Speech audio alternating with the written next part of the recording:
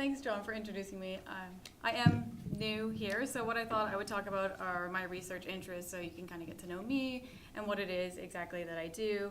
So this is just sort of what you're seeing here is a board of things that I'm interested in, and I'll just talk about a couple of them today. So broadly, I'm interested in strategy and coalitions. That's the two things that my book was recently about.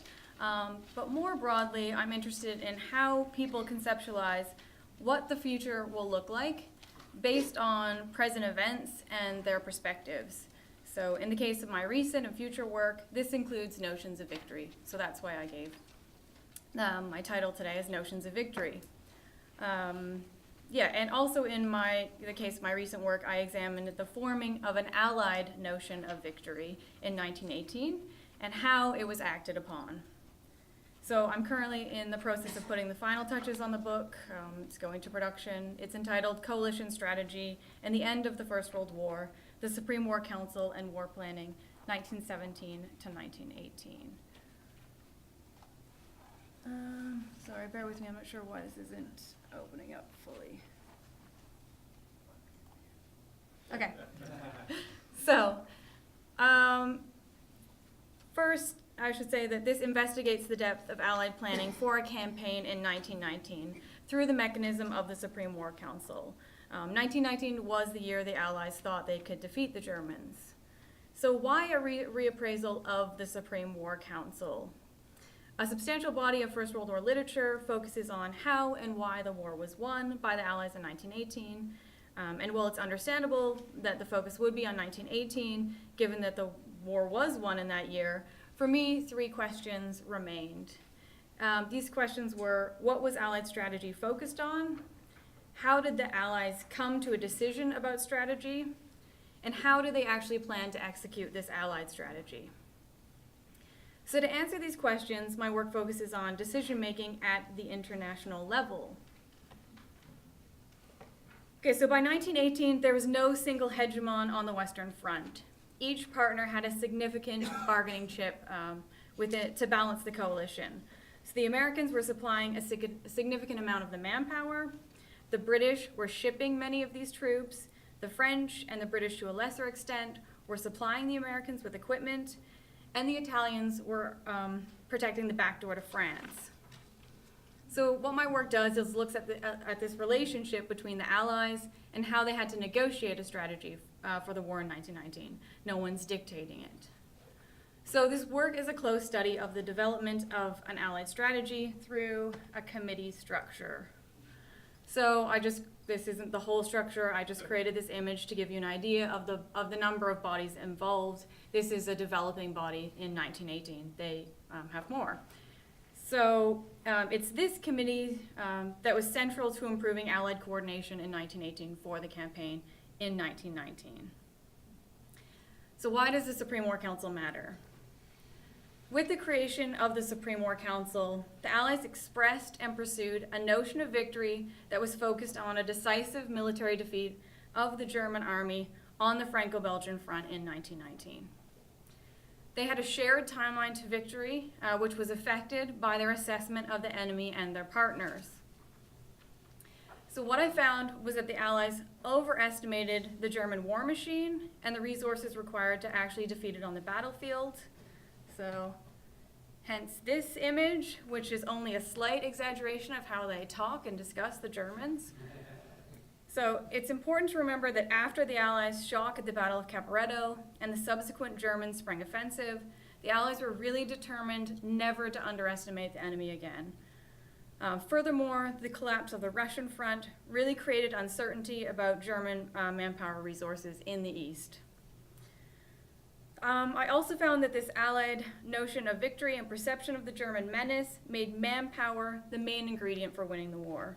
That's what they're discussing predominantly. And it's predominantly the deployment of American manpower, which became the key resource and factor in strategic planning as the Allies were facing serious manpower shortages. So one of the new things that this study finds is the emphasis of America the United States as an equal partner. The U.S. Army and the American boards, which mobilized resources for it, chose to deal with their European counterparts through the Supreme War Council. They were very insistent about this, and they used it as a major avenue of communication and coordination with their fellow allies. So in turn, the European allies realized that the Supreme War Council was the essential forum for negotiating with the United States on what I said, the single most important issue, the deployment of American forces for 1919. Okay, so that's that project.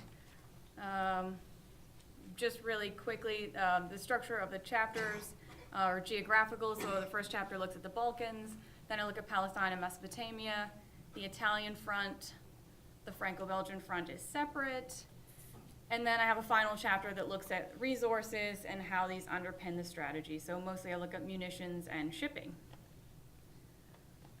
Okay, so hang on, I use it for something else, as James is laughing at because he knows about it. Okay, so this project. My next project is looking at defining victory in the First World War, also 1917 to 1918. So this project addresses contemporary images of victory in the First World War by exploring the experiences and expectations of those who participated in it. So that's you can see the connection there, looking at notions of victory. So since the end of the war, a myth is formed about combatants' experiences and attitudes towards victory. It's not uncommon today to hear individuals in their attempt to explain the sacrifices made by participants to utter phrases like, "These men fought for your right to vote," or to refer to the war and its numbing casualties as futile. So both images created are extreme and simplistic. At one end, their sacrifices directly resulted in the democratic societies that we enjoy today, and on the other, their efforts only served to waste their own lives. And for me, this approach has resulted in the appropriation of the voices of those who participated in the First World War directly. So that's the purpose.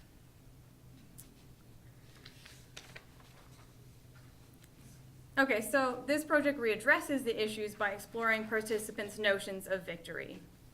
It will do so by exploring the experiences and expectations, not only of frontline soldiers, but also of frequently neglected support troops and naval personnel.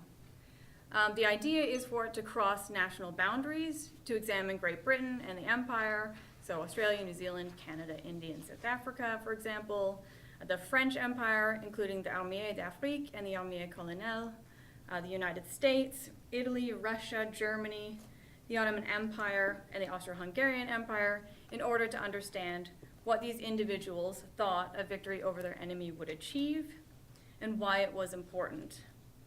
So obviously this would be a multi-person project. It's not just me doing the project. I don't have that many language skills. I wish I did. Okay, so this concept of victory will incorporate broader notions beyond simply winning, by including things like avoiding defeat as a form of victory. I haven't quite worked out what victory is going to mean. That's obviously something that needs to be worked up. So the purpose is knowing what servicemen thought about victory, being important to our understanding of why citizens participate in war, and how they conceptualize this participation. In terms of its contribution, obviously it contributes to the literature on experiences of war. Specifically, my work fits with studies of morale and why men fight, although it's different, but it bumps up against it definitely. These studies have said little about the important concept of victory, and it addresses why the war was won instead of how the war was won.